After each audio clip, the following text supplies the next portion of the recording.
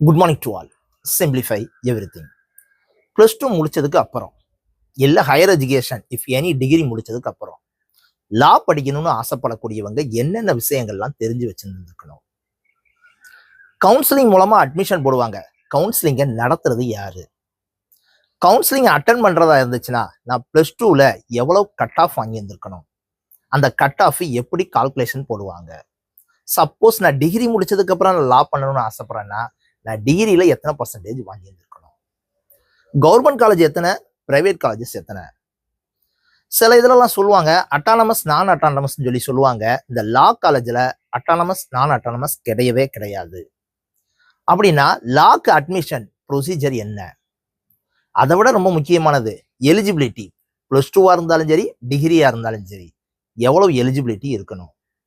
சொல்ல போனோம்னா லா காலேஜில் அட்மிஷன் போடுறதுக்கு என்னென்ன டீட்டெயில்ஸ் தேணுமோ அதை எல்லாத்தையும் இந்த வீடியோவில் நான் என்ன செய்யறேன் சொல்ல போறேன். எப்பவும் சொல்றதுதான், தயவு செய்து ஸ்கிப் பண்ணாம பாருங்க. நிறைய இன்ஃபர்மேஷன் கேதர் பண்ணீங்கன்னா உங்க ஃப்ரெண்ட்ஸ் எல்லாத்துக்குமே ஷேர் பண்ணுங்க. வாங்க வீடியோக்குள்ள போகலாம். நவ் நம்ம ஃபர்ஸ்ட் பார்க்க போறது கவுன்சிலிங் கண்டக்ட் பண்றது யாரு?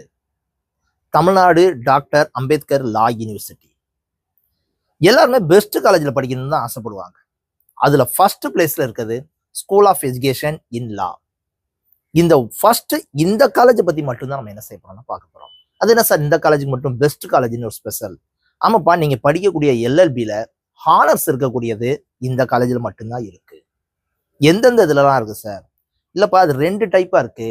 ஒன்னு 5 years இன்டகிரேட்டிங் கோர்ஸ், அதாவது BA LLB honours, BCA LLB honours, BCom LLB honours, BBA LLB honours. இந்த 4 இதுக்குமே ஹானர்ஸ்ல லா படிக்கக்கூடியது இந்த ஒரு காலேஜில் மட்டும்தான் 5 years இன்டகிரேட்டிங் கோர்ஸா இருக்கு. Plus two eligibility. At the same time degree முடிச்சிருந்தீங்கன்னா நீங்க எல்எல்பி பண்ணலாம். இதே இதுல 3 years கோர்சஸா என்ன செய்யலாம்னா பண்ணலாம். அப்புறம் லா படிக்கணும்னு ஆசைப்படக்கூடிய எல்லா குழந்தைகளுமே யூனிவர்சிட்டின்னு சொல்லக்கூடிய school of excellence in law, இந்த காலேஜ் தான் one of the best college அப்படின்னு ஃபீல் பண்ணுவாங்க. அப்புறம் இந்த காலேஜில் தான் நீங்க சேரணும்னு நினைச்சீங்கன்னா உங்களுடைய கட் ஆஃப் கால்குலேஷன் லாஸ்ட்ல சொல்லுவேன். பெஸ்ட் ஸ்கோர் இருக்கிறவங்க எல்லாருமே எந்த காலேஜ் தான் சூஸ் பண்ணுவாங்க அப்படின்னு கேட்டீங்கன்னா ஸ்கூல் ஆஃப் எஜுகேஷன் இன் லா, சென்னையில் இருக்கக்கூடிய இந்த லா காலேஜ் தான் என்ன செய்வாங்க, சூஸ் பண்ணுவாங்க. ஓகேவா?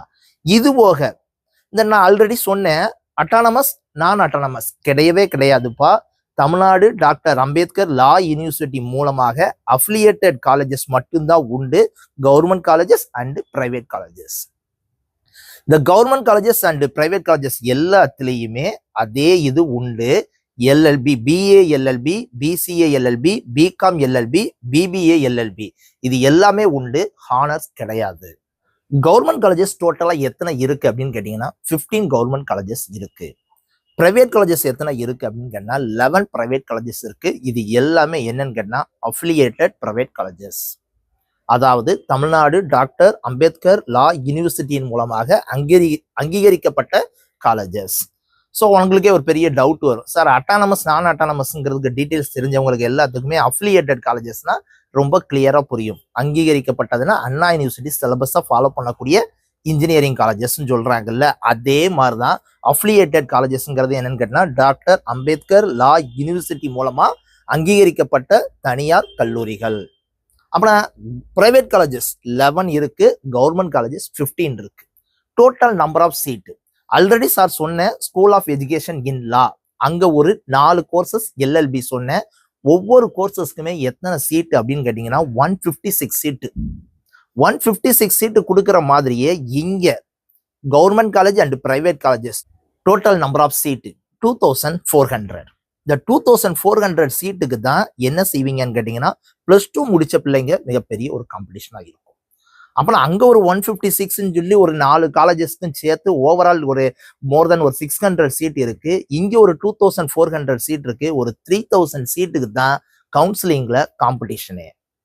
அப்படி என்ன, இந்த government college and private college and school of education in law, இந்த 3 இதுக்கும் தான் total number of seat 3000 approximately. இப்போதைக்கு இத்தனை சீட்ஸ் இருக்கு.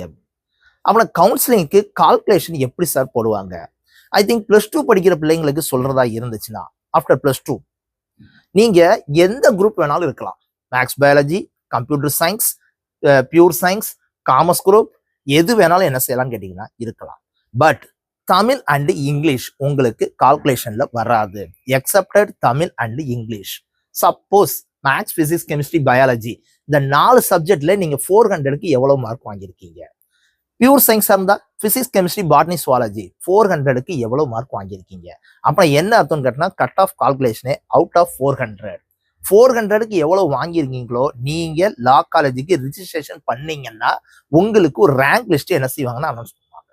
அந்த ரேங்க் லிஸ்ட்ல நீங்க ஒன் ஆஃப் த பெஸ்ட் மார்க்கா இருந்துச்சுங்கன்னா கம்யூனிட்டி வைஸ்லாவும் இருக்கு, மார்க் வைஸாவும் இருக்கு. இதை வச்சு ஒரு ரேங்க் லிஸ்ட் போடுவாங்க. அந்த ரேங்க் லிஸ்ட்ல கவுன்சிலிங் மூலமா நீங்க கவர்மெண்ட் காலேஜ் 15 இருக்கு, பிரைவேட் காலேஜ் 11 இருக்கு, then next school of education in law இந்த இடம் இருக்கு. இந்த 3 இதுல எதை வேணாலும் நீங்க என்ன செய்யலாம்னு கேட்டீங்கன்னா சூஸ் பண்ணலாம். நல்ல மார்க் வாங்கியிருந்தீங்கன்னா ஓகேவா? இது லா காலேஜ் அட்மிஷன் போறதுக்கான கட் ஆஃப் கால்குலேஷன். அப்புறம் உங்களுக்கு லாஸ்டா ஒரு டவுட் வரும் சார், +2ல எத்தனை பர்சன்டேஜ் சார் மார்க் வாங்கியிருந்திருக்கணும்? கட்டாயம் 45% mark வாங்கியிருந்திருக்கணும்.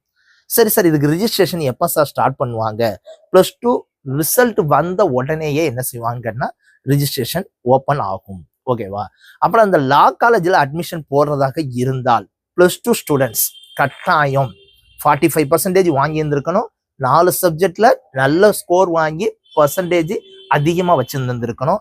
At the same time உங்களுக்கு 15 கவர்மெண்ட் காலேஜஸ் இருக்கு, 11 பிரைவேட் காலேஜஸ் இருக்கு, தென் நெக்ஸ்ட் ஒரு லா யூனிவர்சிட்டி இருக்கு. ஓகேவா? இது போக ஹானர்ஸ்ல படிக்கிறதா இருந்தா ஸ்கூல் ஆஃப் எஜுகேஷன் லால படிக்கணும். இல்லாட்டினா நீங்க என்ன செய்யலாம்னு கேட்டீங்கன்னா 15 கவர்மெண்ட் காலேஜ் அண்ட் 11 பிரைவேட் காலேஜஸ்ல எதை வேணாலும் என்ன செய்யலாம்னு கேட்டீங்கன்னா சூஸ் பண்ணி படிக்கலாம். ஓகேவா? லாஸ்ட் அண்ட் ஃபைனல் என்னது அப்படின்னு கேட்டீங்கன்னு வச்சுக்கோங்களேன், டிகிரி முடிக்கிறவங்க, டிகிரி முடிச்சவங்களுக்கு 45% இருந்தா போதும்பா. அவங்களுக்கு கிட்டத்தட்ட 2530 சீட்டு இருக்கு. எங்கன்னு கேட்டீங்கன்னா இந்த 15 பிரைவேட் கவர்மெண்ட் காலேஜஸ்லயும் 11 பிரைவேட் காலேஜஸ்லயும் என்ன செய்யுதுன்னு கேட்டீங்கன்னா இருக்கு. That's all. ஐ திங்க் நான் எல்லா விஷயமும் ஷேர் பண்ணிருப்பேன்னு நினைக்கிறேன். உங்களுக்கு ஏதாவது டவுட்ஸ் இருந்ததுன்னா கீழே கமெண்ட்ஸ்ல சொல்லுங்க. Thank you very much.